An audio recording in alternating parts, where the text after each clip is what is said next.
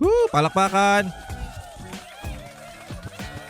Okay, magandang araw mga pare. Ako nga pala si Paring RJ at welcome dito sa Paring RJ TV na pinag-uusapan natin ang mga bagay-bagay na nangyayari sa ating lipunan. Palakpakan! Okay. Bago tayo mag-umpisa, gawin natin magkaroon muna tayo ng batian portion. Binabati natin ang ating mga... Batiin natin. Okay? Sino to mga to? Marites Calderon, okay? Sino to? Nenin Somera, hello.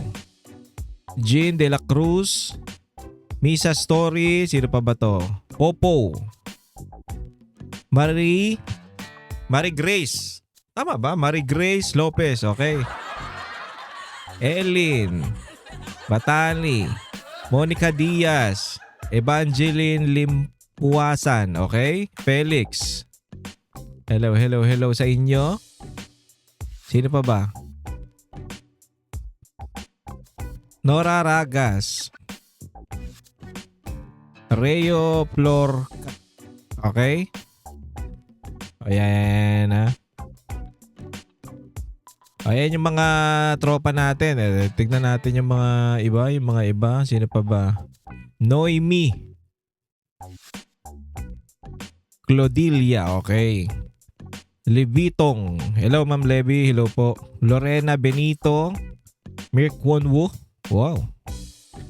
Miriam Butuan.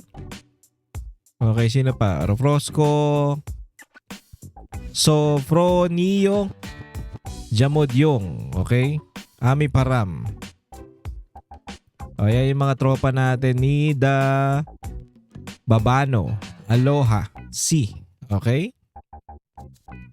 Maraming salamat sa inyo, Marites. Ayan. Bernadita de las Alas. Okay, maraming salamat sa mga sumusuporta sa atin. Ayan, binati ko na kayo, ha? Medyo hindi ko lang kayo mabasa-basa. Pero bago tayo mag-umpisa mga pare, please subscribe to my channel. Huwag kakalimutan mag-share at mag-likes ng ating mga videos. Ganun din po, pakifollow po ang ating mga social media accounts. Paring RJ sa Facebook, Paring RJ TV dito sa YouTube, at Paring RJ Banatero. So ay, nagla-live po ako every 1 PM dito sa aking TikTok account. Kung may oras kayo, puntahan nyo yan every 1 PM. Susubukan nating araw-araw pero parang hindi ko kaya. Bahala na. Okay? Susubukan natin ha. Basta every 1 PM nagla-live tayo dyan sa ating TikTok account. Sinusubukan natin para kwentuhan tayo, di ba? Interact tayo at asarin natin yung mga trolls. At ang pag-uusapan natin ngayon mga pare, ito nga now, si Recto anak ng putya. Ito daw yung balakid sa pagbaba ng ating VAT. Ayun, ako po, 'di ba? 12% nga ang VAT natin ngayon, tayong pay pinakamataas. Tapos parang okay naman sa lahat ng mga sa congressman, sa mga congress daw, sa Senate okay naman daw. Ayon to kay Lian Leviste, kay Kong Lian, okay naman daw. Pero putya, pagdating dito kay Ralph Recto, anak ng hayop na 'yan. Parang siya yata yung humaharang dyan, ha? Siya yung humaharang na ibaba yung VAT natin. Naku po, bakit naman kaya? Ito talaga si Batman. Actually, siya yung may niyan eh. Siya yung may pakana niyan. Bakit ganyan kataas yung hayop na VAT na yan eh? Panoorin natin to mga pare at ang isa pa nating balita. Abangan nyo yung si Madriaga parang naku po, pwedeng makulong na panghabang buhay to. Hindi naman siguro pang habang buhay, pero ewan ko kung anong consequence pag napatunayan na nagsisinungaling siya. Iba na talaga ang nangyayari sa ating lipunan. Kaya tutok tayo dito mga pare sa ating mga sa ating channel lalong-lalo na sa tutok tayo sa Banateros. Syempre, panoorin nyo lagi ang mga Banateros dahil syempre hindi naman tayo magpapakalat ng maling balita. Bakit natin gagawin yun? Para saan? Okay, panoorin natin to mga pare. Ito yung una nating video, ha. Ito si Recto, nakakabuwis ito. Ayaw mautusan kasi ito eh. Tapos sabi nung asawa niya, sila kasi nasa taas sila kaya binabato sila. Nasa baba kasi tayo kaya tayo ang namabato. Hayop, no? Masyado kayong mapangmata, mga demonyo kayo. Oh, Batangas versus Batangas na to mga pare. Si Executive Secretary Ralph Recto umano ang balakid kaya hindi maipasapasa ang mga economic measures sa mababang kapulungan ng Kongreso, lalo na ang panukalang tapyasan ang value-added tax o VAT sa mga bilihin. Yan ang mabigat na paratang ni Batangas 1st District Representative Leandro Legarda Leviste laban sa dating kalihim ng Department of Finance o DOF. Definitely I can say this. Sinabi sa akin at ang iba ding mga kasamahan ko sa Kongreso na kaya hindi inaaprubahan ang pagbaba ng VAT at ang iba pang mga economic measures ay dahil sa pagtutol ni Executive Secretary Ralph Recto. Eto Ayon sa mga pare kongresista, Wait lang Kasi nung naalala nyo, nagpunta tayo dyan sa Liwasang Bonifacio bago umalis si Kong Lian, makapagkwentuhan tayo. Maiksing-maiksi lang. Kong, ano bang ano natin? Kamusta na ba ang sa Congress? Sabi ko, sino pa bang hinihintay natin? Wala naman na tayong hinihintay. Kumbaga okay naman sa mga kasamahan ko, okay naman sa kanila na ibaba yung VAT natin ng from 12% to 10%, okay naman sa kanila. Sabi ko, baka naman si Recto lang ang pumipigil diyan kaya hindi natutupad diyan. Sabi niya nga, hindi na tayo dapat hindi na dapat natin pigilan 'to kasi kailangan na 'to sa panahon na 'to. Tapos eto na nga, lumabas na pa. Sinabi niya na si Recto na nga daw ang putang ina. Hindi, pwede kasi. Pwede naman kasi. Na si Recto talaga ang dyan. Kasi executive secretary yan di ba? Oh. Medyo may pagkakupal talaga tong si Recto. Tandaan niyo yan, medyo may pagkakupal talaga yan. Hindi ko nga alam kung bakit nandiyan pa yan sa gobyerno Hayop na to Batay sa kanyang sariling pakikipagtalakayan sa mga kapwa mambabatas, wala naman tumututol sa lower house sa pagbabawas ng VAT. Sa mismong multi-panel briefing ng Legislative Energy Action and Development o Lead Joint Committee ng Kamara kahapon, sinabi nitong si House Committee on Ways and Means Chairperson at Marikina 2nd District Representative Miro Kimbo ang nagsabi sa kanyang si E.S. Recto ang humaharang sa naturang panukala. Subalit nang kumpirmahin ito kay Congressman Kimbo, sinabi nitong hindi na niya ito natatandaan. Wow. Hindi ko maalala yan. Ang dami natin pinag-usapan. Napag-usapan ba natin yan? Opo, Mr. Chair. No, but levity aside, I think... Biglang bawi Kimbo eto Kimbo. Kimbo rin to Mga Kimbo talaga Kayo ewan ko sa inyo Biglang bawi. Ewan ko, may video ba tayo niyan kung Lian? Paki-isangga sa amin tapos ipahiyahan natin tong hype na to. Medyo medyo bakit... sasabihin ba yan? Neto gagawa ba ng ng kwento to si Leandro? Putang ina, bakit? Bakit siya gagawa ng kwento? Hindi, kasi parang ang lumalabas. Biglang tinanggi. Hindi ko na matandaan yan. Ha? Nag-usap ba tayo patungkol dyan? Putang ina nyo. Eto, fresh pa utak nito. Bata to si Lian So, malamang natatandaan niya lahat yan. Ewan ko dito kay Miro Kimbo na to. Parang ngayon ko lang nakita rin to kasi nga naman, yung mga congressman daw dyan sa House of Representatives, laging absent. Oo. Madalas daw, mas marami daw absent kaysa sa pumapasok. Ang lupit, di ba? Sino nagsabi diyan? Si Toby Tiangco at yan si Kong Lian, di ba? Mas marami pang pasok, mas marami pang absent kaysa pumapasok. Meron pa nga siyang sinabi. Hindi ko matandaan kung si si Toby Tiangco Sabi ni Toby Tiangco, si speaker nga walang hindi pumapasok, hindi mo makikita Pero may pirma na present. Wow! Puta, may taga-pirma ang mga tarantado. Ano to? Ha? Ano to? Ha? Kaya nga nakakabuwis itong mga pare. Isipin nyo yung putang inang yan. Eto para to sa ating mga kababayan. Kaya kayo nandyan mga pare. Kaya kayo nandyan mga congressman. Para pagsilbihan nyo kaming mamamayan. Kaya kayo nandyan nakaupo para pagsilbihan nyo ang bansang Pilipinas. Putang ina, para kayong mga Diyos Maginhawa kayo, wala kayong nararanasang hirap. Putang ina, oo kayo yun, pero kaming mga nasa baba, ang ina niyan, babatuhin na talaga namin kayo. Kaya sabi ng Neto ni, sino pangalan nun? Ang pangalan nga nun? Vilma Santos.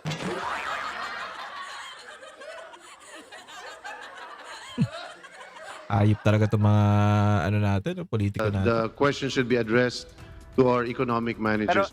Giit pa ni Leviste, dapat igalang ang separation of powers ng legislative at executive branch Oh. at hindi dapat umanong maging sunod-sunuran ang mga mambabatas sa gusto ng gabinete.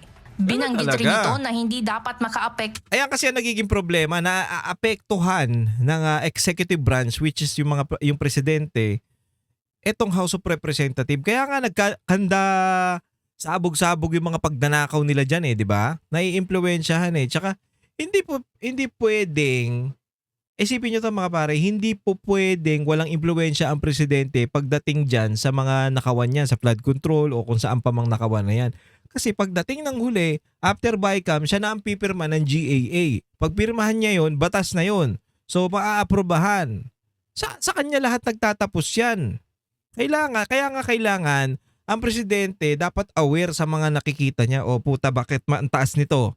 'Di ba? Bakit ang taas nitong budget na to? Ayusin niyo yan, ibibito ko yan. 'Di ba? Bakit ang taas ng budget dito? Bakit ito wala? Ayusin niyo yan, ibibito ko yan. Puta, ganun Ganun dapat Pag ang presidente kasabwat mo sa mga nangyayari, pirma na lang ng pirma yan, 'di ba? Tignan mo, lumabas, pumutok. Putang inang yan. Ang dami palang pera ng Pilipinas, sa bulsa lang nila napupunta. sa kanilang pagpapasa ng batas ang position paper na isinumite ng DOF na idinadahilang malaki ang magiging epekto sa government revenues kung tatapyasin ang VAT sa mga bilihin. Sinabi ninyo sa akin, Mr. Chair, CES. Hindi mo nga sinabi recto CES, walang ibang ES naman, Mr. Chair, di ba? No, but in all Ay seriousness, ayaw na ibaba ang VAT. Mr. Chair, I would just like to put it on the record. Chat, hanga dito ako sa hanga ako dito sa batang to talaga. Talagang pinaglalaban niya yung mga mamamayan pinaglalaban niya yung mga tao na nasa baba Talagang ito yung naglilingkod sa bayan. Unlike dito sa mga iba din yan, papogi lang mga hayop. 'Di ba? Putang ina. Mas iniisip nyo yung gobyerno. 'Di ba? Kaya nga kayo nandyan para pagsilbihan ng mamamayan. Eto pwede nyong ibaba. Pwede nyong ibaba ng pansamantala. Pag umokay na, tsaka nyo ibalik. Di ba? Yun naman yung gusto natin putang ina, mga madadamot kasi kayo ang laki kasi ng mawawala. Bilyon daw ang mawawala sa gobyerno, revenue ng gobyerno, pag binaba yung VAT natin. Putang ina ninyo, anong gusto nyo? Magbayad pa rin kami ng bagbayad ng tax kahit hirap na kami? Ha? Tangina, ganyan kayo wala nang wala nang pakialam sa mga mahihirap wala nang pakialam sa mga Pilipino, basta magbayad kayo okay kami. Wala na kaming pakialam sa inyo. Puta, hindi ganoon ang gobyerno. Kaya nga gobyerno kayo para paglikuran ng mga mamamayan hindi yung pahirapan ng mga tao. Kaya kayo nakaupo dahil kayo ang pahirap sa mga Pilipino? Hindi, putang ina, dapat kayo ang gumawa para maging maginhawa ang buhay namin. Matarantado kayo Totoo ba ang sinasabi ko na nag-usap tayo tungkol sa pagtutol ni ES sa pagbaba ng VAT o hindi? Mr. Chairman, point of order. I'm sorry, gusto Ikaw ko na ba lang ang ginigrill? linawin, Ikaw hindi na po ako tinatanong? nagsisinungaling dito. Totoo ba o hindi na si ano? ES ay nagpahayag ng kanyang pagtutol sa pagbaba ng VAT? sa pagkakaalam ko, malinaw na malinaw dito, Kong Lean, na marami sa mga cabinet members natin, hindi lang siya, all our economic managers have put their position na tutol sila sa pagbaba ng VAT. Nitong September 2025, inihain sa Kamara ni Tangina, hindi kayo hindi kayo panis kayo sa bata Putay, buti pa yung bata, matalino Tangina kayo, mga kinain na kayo ng pera Tangina ninyo. Di ba? Kita nyo kung paano lumaban yung isang Lian Libiste para sa ating mga Pilipino. Puta, isipin nyo yan, bata yan Puta, yung mga yan, mga matatanda ng gamay na nila yung pagnanakaw dyan Di ba? Tas Kimbo pa yung pangalan, anak ng putya, patay ka dyan, di ba? Putya, hindi mo nga nakikita tong mga to Nakikita mo ba yung mga yan? Hindi mo makikita yan. Minsan mo lang mapanood yan. Kasi nga, puro lang petics. Oh.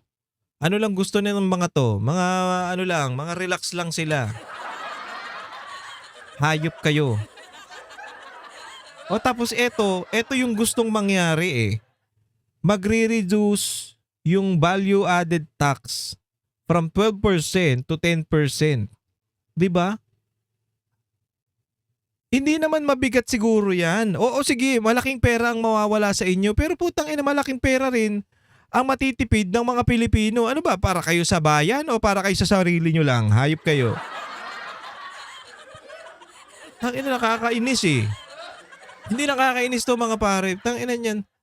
Ang simple. Kayang-kaya nyong gawin yan. Putya, ikaw pa rekto ha. Demonyo ka talaga ha. Tong Batman na to eh. Hindi, nakakainis eh. Putang ina eh. Gawin nyo yan para sa bayan. Hindi yung puro lang kayo papogi. Tapos pag kailangan na ng mga Pilipino ng tulong nyo, wala kayong magawa. Oy, puta yung mga ano yung kayong mga bumoboto dito sa mga representative na to, yung mga congressman nyo, ayusin nyo yung pagboto dyan sa mga yan ha. Puta, pag walang silbi, walang tulong sa inyo yan, pukin ng ina, tigilan nyo na yung pagboto dyan. Pagpapayaman lang yung mga yan. Representative Leviste, ang House Bill number 4302 na layon tapyasan mula 12% papuntang 10% ang value-added tax sa mga bilihin. Evan Alvarez, UNTV News and Rescue. Diyos ang aming sandigan, serbisyo publiko ang Actually, aming sino ba to? Senator Chis Escudero, gusto rin mangyari yan na ibaba yung gusto nga isuspend mismo eh. I-suspend muna mismo yung 12% VAT sa petrolyo. Ito ganun din kay Kong Toby Tiangco eh. Gusto rin i-suspend o pansamantalang tanggalin yung VAT dito sa petrolyo lang naman. Ito yung gusto nila. I think si Escudero sa petrolyo lang din. Hindi ako nagkakamali. Ngayon, gusto nila pansamantalang tanggalin habang hindi pa tayo nakakakuha ng maraming supply dito sa ng oil natin dito sa Pilipinas. So malaking bagay 'yun para sa mga bumibiyahe, para sa mga Pilipinong gipit at kailangan ng nangangailangan ng gasolina, 'di ba? Magandang bagay 'yun. Okay sana 'yun kung pansamantala lang. Ito pansamantala lang. Pag okay na yung supply natin sa oil, ibabalik na ulit natin yung 12%. So pansamantala lang. Hindi yun panghabang buhay. Okay yun. At least dito sa specific na na matters lang. Diba? Dito nga sa oil, yung sinasabi ni Toby Tiangco. At ganun din yan kay Senator Cheese. Ganun din yung gusto nila mangyari. Tapos etong si Kong Lia naman, pangkalahatan yata to kung hindi ako nagkakamali kasi wala naman siyang specific na sinabi na para sa oil lang tanggalin. O pangkalahatan to, from 12% to 10% gagawin nating 10% na ang value added tax sa mga bilihin. Okay? Ang ganda nun. Kasi biruin mo nga mga pare, yung ibang bansa, biruin mo, lubog ang Pilipinas. Ha? Bagsak ang Pilipinas. Pero putang ina, tayo ang pinakamataas na VAT dito sa Asia. Southeast Asia. Isipin mo yan. Putang ina, ang hirap-hirap nyo, tas ang taas ng VAT ninyo. Ano yan? Saan napupunta yan? Alam mo na kung saan. Sa mga maleta. O sa mga bulsa ng mga demonyo na to. Putang kaya ayaw nila pumayag eh. Diba? Isipin mo yun. Putang ina, 2% ibabawas mo, malaking tulong para sa lahat ng Pilipino. Tapos ayaw mong pumayag? Gago.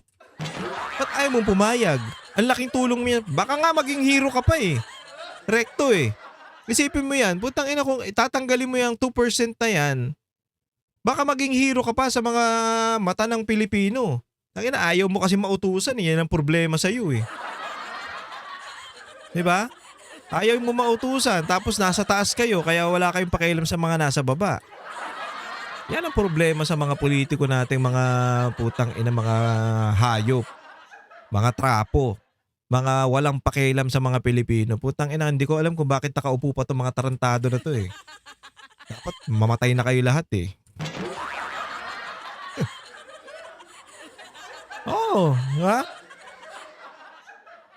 Mahayop na yan. O, panoorin natin to. Ito kay Madriaga. Sabi ni attorney Paolo Panelo, puta, wala daw kakwenta-kwentang kasinungalingan yung pinagsasabi na ito ni Madriaga dyan sa hearing niya.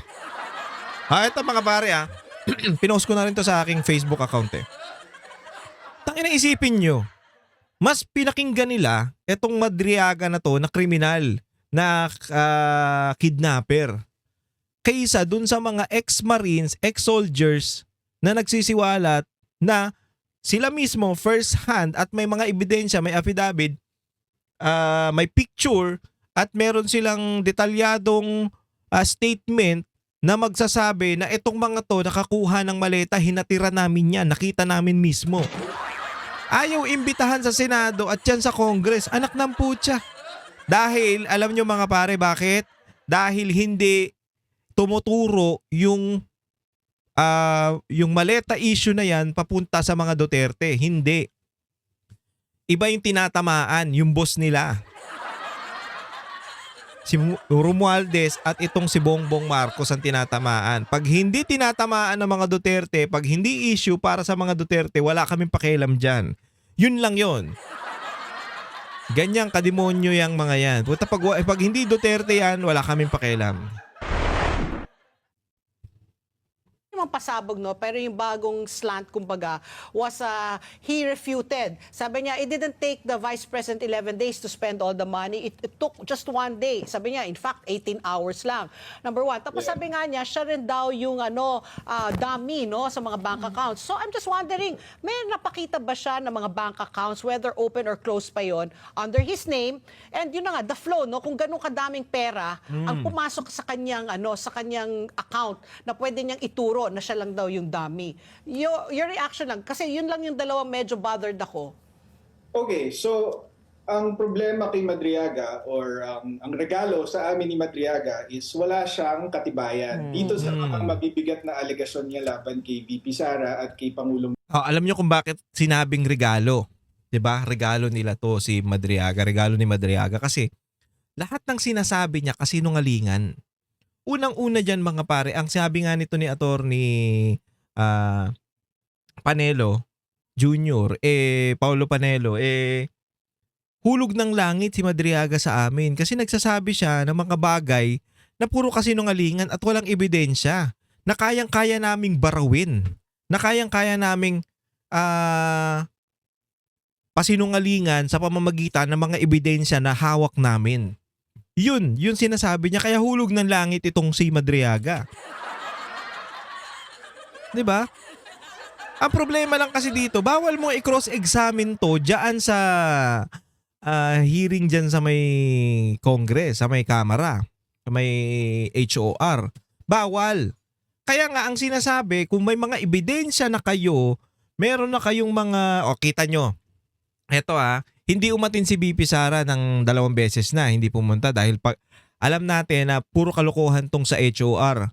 Ngayon, bakit hindi pa sila magbotohan kung talagang totoo na may ebidensya sila, kumpleto yung ebidensya nila na magtuturo si BP Sara, na magtuturo kay BP Sara ng mga bagay na binibintang nila at magpapatunay na totoo yung mga yon, bakit hindi pa sila magbotohan at ibigay na sa Senado para matrial na? Ngayon sa Senado, doon na po yung trial. Kasi itong mga to walang mapakitang ebidensya na matibay. Yun yung problema. Kaya gusto nilang papuntahin dyan si BP Sara at tanungin para mapalabas sa publiko na magmukhang public trial na ang gagawin nila pag pumunta dyan si BP Sara. Talagang tatanungin nila ng mga alanganing tanong, ready na sila sa mga ganyan. Tapos, pag mumukay nilang, yung mga propaganda nila, tsaka nila ilalabas ngayon. Propaganda lang itong style na to, yung mini trial na sinasabi nila na hindi naman dapat ng mini trial dyan. Anak ka ng putang ina. Tapos, gumawa pa sila, pinainot pa nila to si Madriaga ng mga debunk kahit yung mga tao, dinedebunk siya Kaya nga nagmukhang katarantaduhan nung lumabas pa tong si Madriaga at nagbigay ng statement. Gago ka ba? Ha? Hindi naman, Porket meron kang binati ka ni BP Sara ng happy birthday, close na kayo. Porket may picture ka ni BP Sara, close na kayo. Ano yun? Hudas ka pala eh. Ang ilang tao yan. Kaya nga pinagtatawanan tong hearing nila dyan sa HOR eh. Lalong-lalo na to si Luis Troy, pinagtatawanan. Puta, sir, umiiyak ka sir? Ay, umiiyak ka? Time mo na para umiyak. Di ba, pinaliwanag ko sa inyo kahapon mga pare, putang ina, pinainom lang ng tubig, tapos inulit yung binasa, biglang umiyak. Ano yun? Queuing na yun? Queuing, ito na yung queue mo ha. Pag pinainom kita ng tubig, kailangan mo nang umiyak sa part na yan. Putang ina nyo, kala nyo hindi namin alam ha. Duterte. Diba? Sabi niya, kunyari, mga cash delivery. Cash. At binatukan na ni walang Ator trace. ni ano eh. Wala siyang picture, hindi katulad kunyari nung 18 Marines, may mga litrato. Yes. Siya, wala. Oh. Yung instructions, inutusan daw siyang magbigay ng pera dito sa ganyan, tanggapin to. Isa pa yung yung bumili ng binigyan daw siya ng pera para bumili ng motor, tas ipapangalan sa kanya. Putya, ano napatunayan mo dun? Paano, okay, bumili ka ng pera at pinangalan sa'yo. Okay, nakapangalan sa'yo. Paano mo mapapatunayan na yung pera na yun, binigay talaga sa'yo para bumili ng motor? Asan yung patunay mo? Yung pinaano ni Abante, yung tangang pastor na yon, yung paurong. Putang ina, Abante pangalan mo pero paurong ka. Kupal ka. Kupal ka, Pastor Abante. Pastor ka pa man din pero bobo ka. Man. Oo. Ikaw ang pinaka-bobong pastor na nakilala ko. Oo. Putang ina, ano yun? Bakit tinanong mo yun? Bakit may tanong ka pa ng ganun? Ano napatunayan? Wala. Bakit? May paraan ba? Meron ba dun sa tanong na yon na mapapatunayan na talagang binigyan ng mga Duterte itong si Madriaga ng pera pambili ng mga motor? Paano mapapatunayan? Pinangalan nga sa kanya. Meron kang ORCR? Oo, meron. Kasi pangalan sa kanya yan eh. Ngayon, kung ang nangyari, pinabili ako ng mga Duterte ng motor at ipinangalan sa kanila, yun ang medyo magandang usapin na yun. Parang totoo yung mga ganung bagay. Kung yung mga motor na yun nakapangalan sa mga Duterte, yung ORCR nun, pero nakapangalan sa'yo, ano yun? Kagaguhan. Ha? O tuloy. Puro verbal instructions. Yes. Or over the phone, pero prepaid phone ang gamit, so hindi verifiable. So anong ibig sabihin? Oo. Walang patunay. Oh, so wala siya napakita ang patunay. Walang bank account, passbook, or anything that will prove that there was money, at least that flowed, no, na ganyang kalaki. Kasi kung siya yung dummy wala. Oh, but ma'am, actually, he signed a waiver, no? Oh. Nagpalabas sila doon na, I'm signing a waiver para makita nyo itong mga bank account. Pero anong mapapakita ng bank waiver na yon? Ang mapapakita lang nun is na merong bank accounts in the name of Madriaga and kung ano yung laman. Pero whether galing yan kay PRRD or transactions yan ni PRRD, hindi mo naman makikita yun. Yes, oo. So, attorney, Kasi privacy yun, mga pare. Kay Pangulong Duterte at saka kay VP Sara, which is yung pinaka-importante, wala siyang katibayan. Na-establish.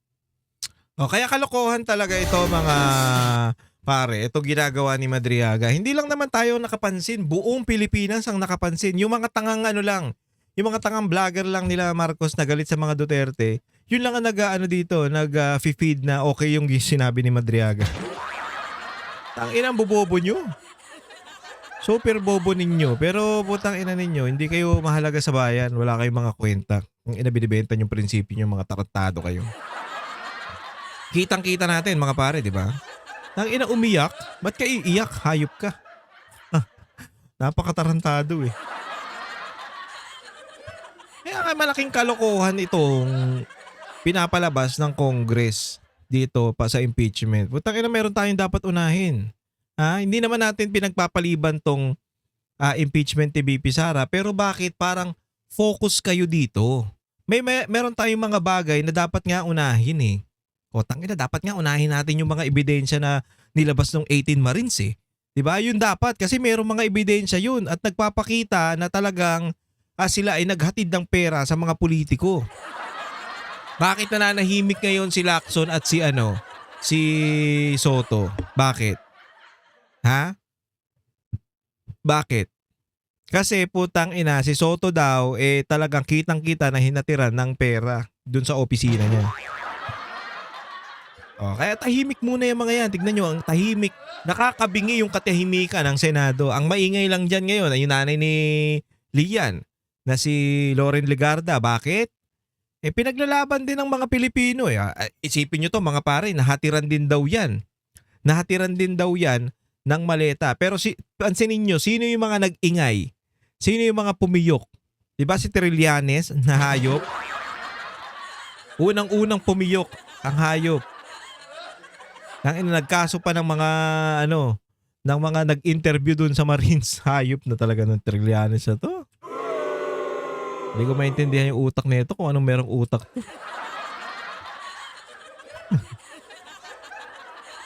Kaya walang kakwenta-kwenta yan. Abangan natin yung mga susunod. Ewan ko kung meron, alam ko meron pa ngayong meron pa ngayong sa Liwasang, meron pang rally dyan. Hindi ko alam kung hanggang bukas po ba yan. Hindi natin alam kung makapunta tayo bukas o hindi Depende sa sipag natin. Araw-araw sipag lang. Anyway mga pare, maraming salamat po sa pagsama sa akin. Hanggang dito na lang po muna ang ating video. Magkita-kita po ulit tayo bukas. Maraming salamat kung nagustuhan nyo tong ating programa. Please subscribe to my channel at huwag kakalimutan mag-share at mag-likes ng ating mga videos. Paring RJ sa Facebook, Paring RJ TV dito po sa YouTube at Paring RJ Banateros sa TikTok. Maraming salamat mga pare. Ingat po kayong lahat and God bless you all. Ako po si Paring RJ.